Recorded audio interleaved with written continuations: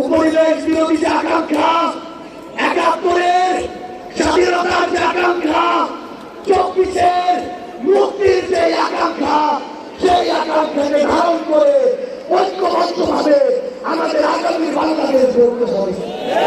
আমরা স্পষ্ট করে সর্বশেষ একটি কথা বলে যাই, ফ্যাসিস্ট বিরোধী ২৪-এর শক্তি আমাদের ঐক্যবদ্ধ থাকতে হবে। তবে ঐক্যবদ্ধ মানে এই নয় যে আমরা তার অন্যভাবে দাঁড়ানি করবো। কেউ যদি চালাবাজি করে আমরা সেটা মুখের উপর বলবো,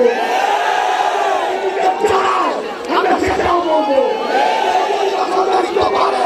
আমরা সেটাও বলবো। তবে আওয়ামী লীগের প্রশ্নে আমরা ঐক্যবদ্ধভাবে আমাদের লড়াই চালিয়ে যাবো।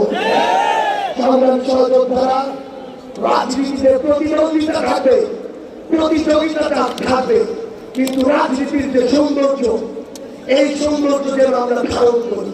তাহলে আগামী বাংলাদেশ সামনের দিকে এগিয়ে যাবে। রাজনৈতিক প্রতিদ্বন্দ্বিতা যেন ব্যক্তি আক্রমণে কোনদিন রূপ দেয়। ইনশাআল্লাহ শক্তি ঐক্যবদ্ধভাবে আমরা আগামী বাংলাদেশ গড়ে তুলব। আপনাদের সাথে আমাদের আবার দেখা হবে লড়াইয়ের রাজপথে অথবা বিষয়ে। ইনকিলাব জিন্দাবাদ, জিন্দাবাদ, জিন্দাবাদ। সংগ্রামী ভাই এবং বন্ধুগণ, আজকের ঐতিহাসিক